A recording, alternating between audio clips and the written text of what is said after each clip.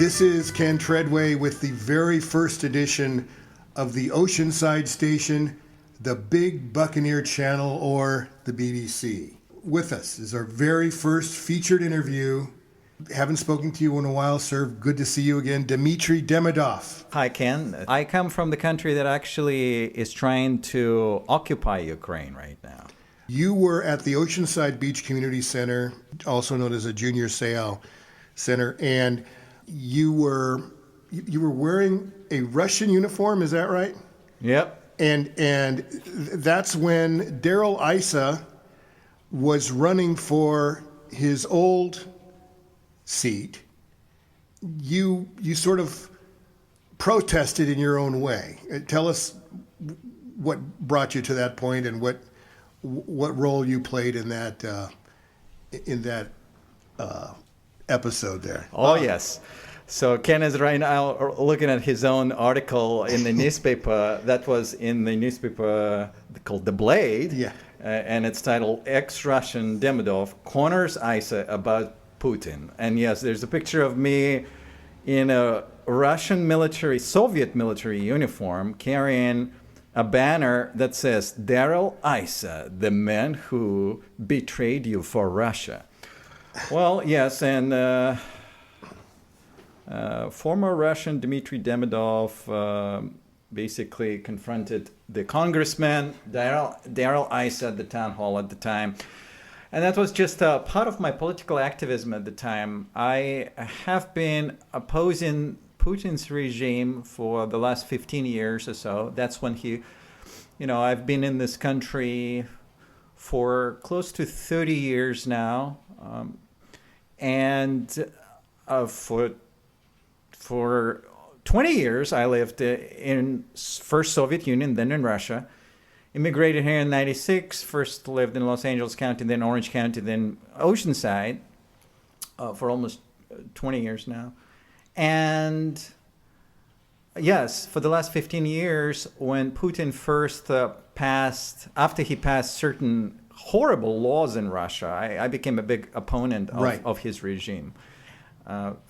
He first introduced a law that disallowed Americans to adopt Russian orphans for political reasons, totally, when there's 600,000 of them unwanted invalids, basically. And then in 2014, he invaded Ukraine's territory of Crimea. And especially from that time, I became politically active and was running my own anti-Putin Facebook page, which right now has 16,000 subscribers. Really? Yeah. Some of my posts, again, Putin and his regime went extremely viral. One of them was viewed by 1.2 billion people on Facebook. Wow. Until Until somebody complained and it was taken down by... Do you ever worry about your well-being? Oh, I did. At that time, I was worrying, especially,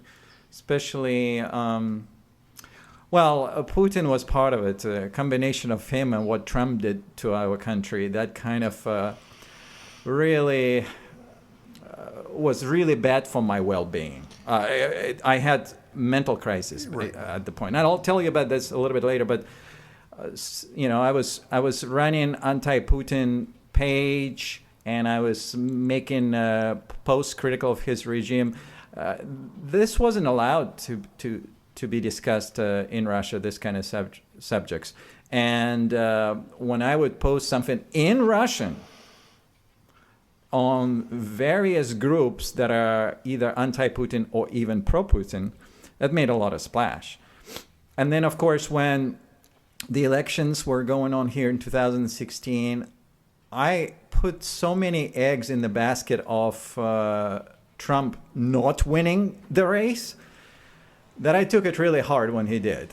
This was 2016. Oh yes, I was on the way to work, and I was in tears, crying. And then I arrived visiting a client in Santa Ana. Most of the company that I was visiting were Hispanic. And they were crying like crazy. So because we kind of, without speaking to each other and knowing each other, we knew what it meant for the country. Well, so now we're hearing, NATO's in the news right now.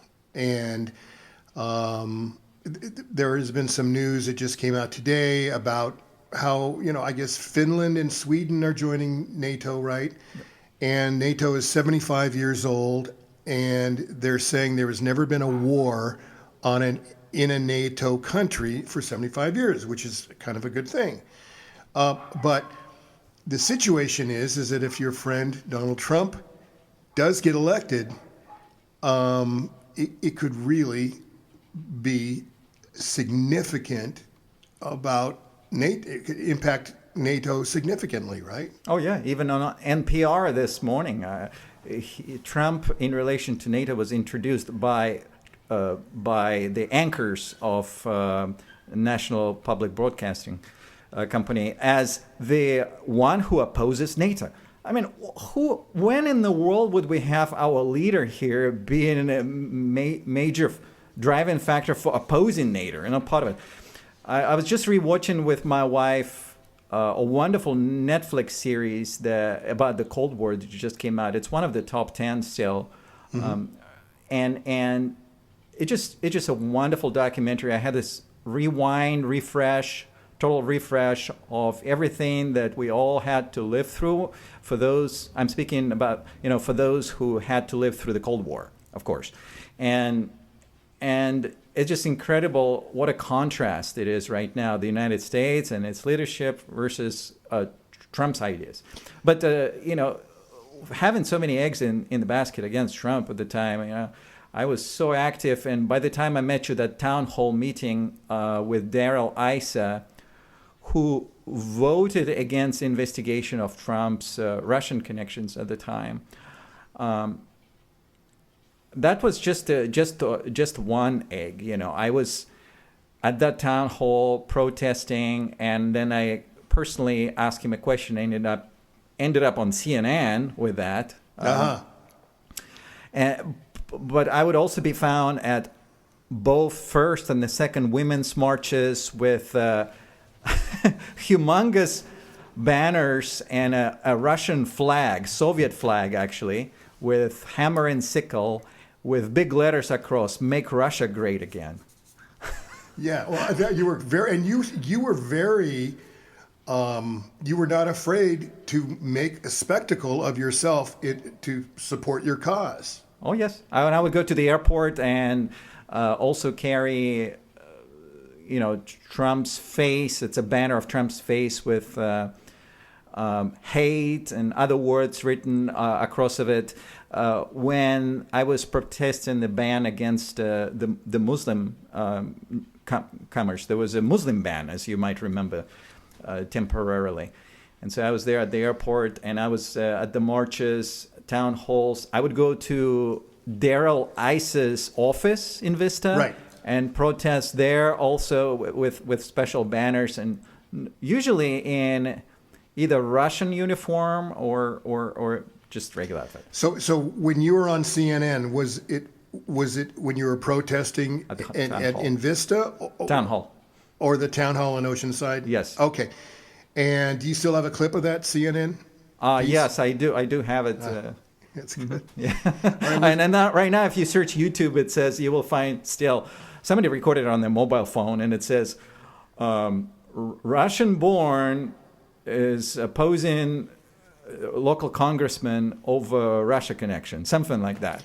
So did you ever think that you and the other protesters in Vista, when you protested in front of his office all the time, that you encouraged him to, in fact, step down and not run?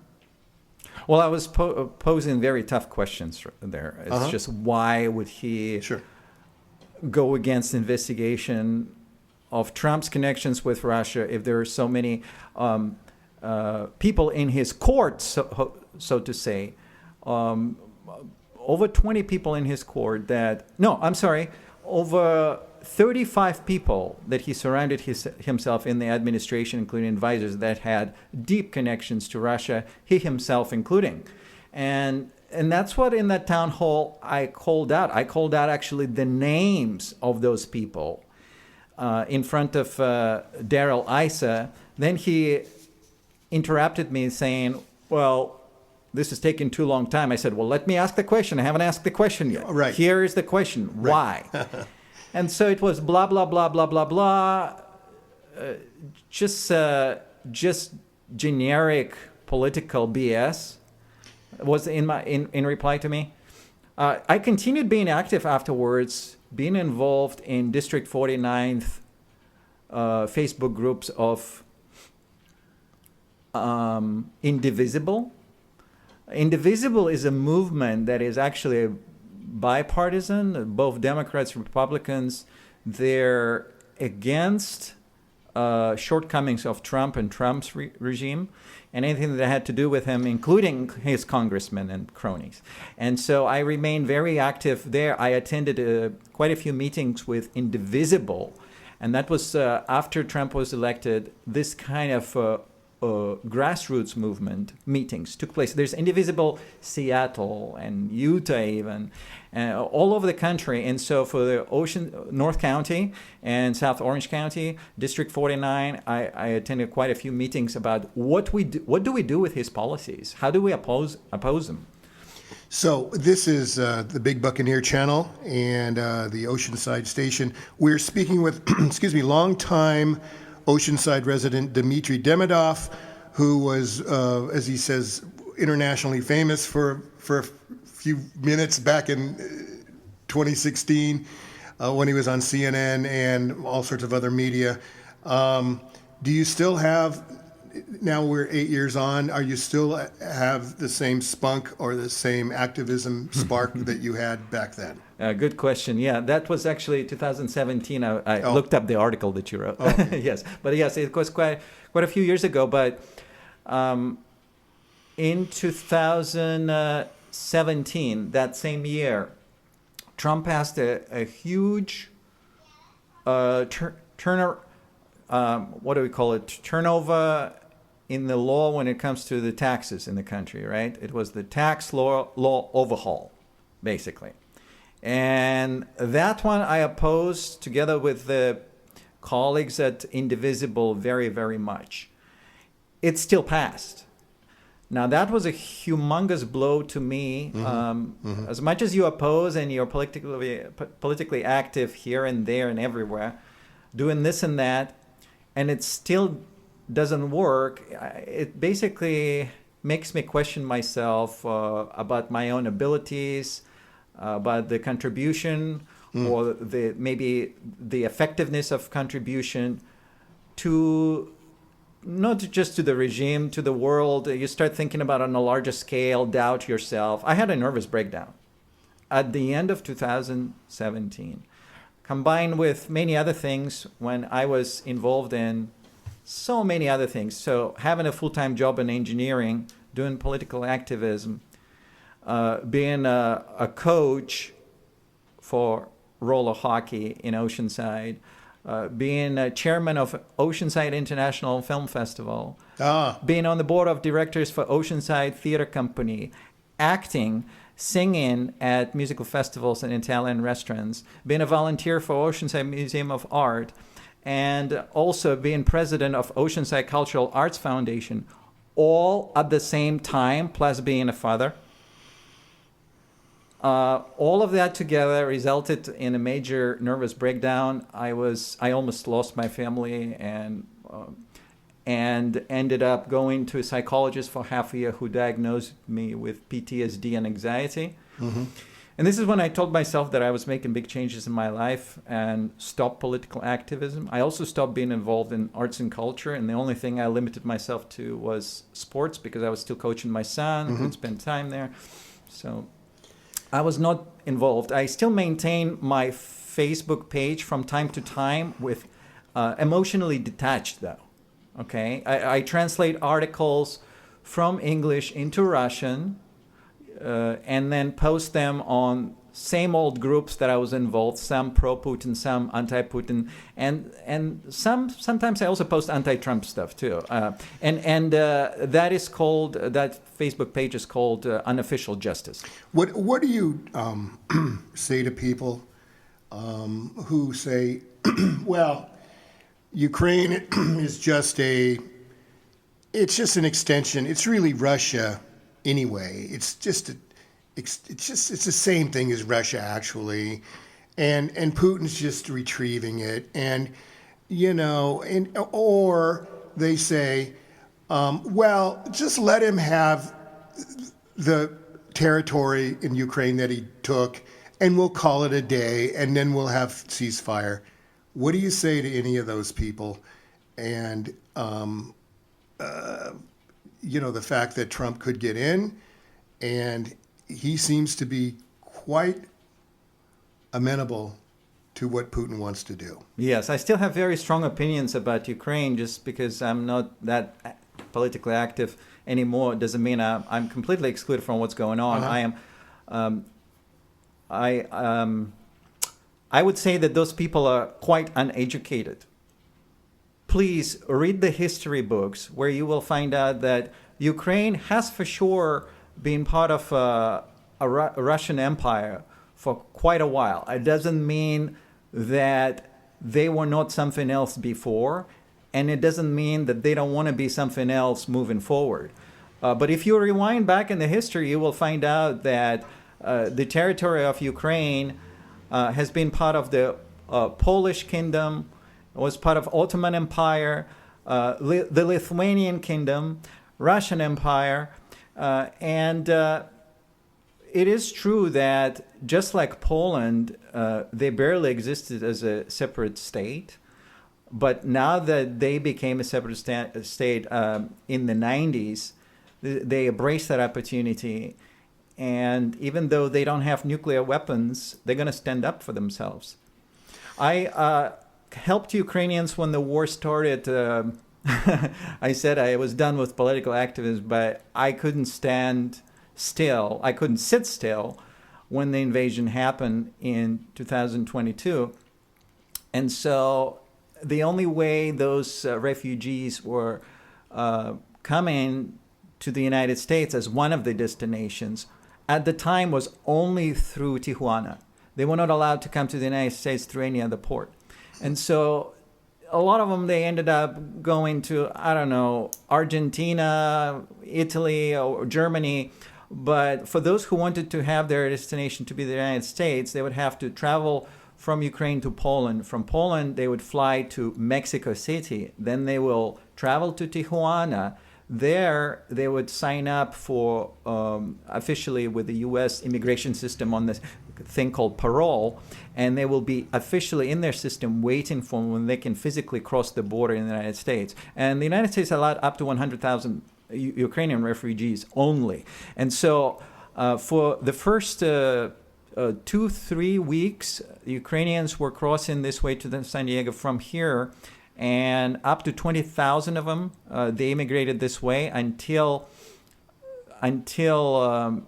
other ways of immigrating to the United States directly into the cities that they wanted to fly from Europe. Let's say from Germany to Chicago. They could do that afterwards.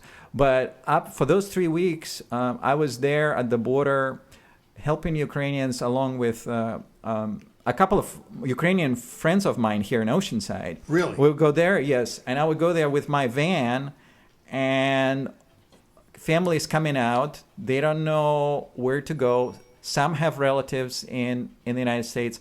Some have to stick to a shelter, either a church shelter. So I would take them to a church that is willing to be offer its premises to spend a night. And I would take them by van, the whole family with children, most of them with children, with all their bags, bring them there, or to the airport if they have to fly to another city.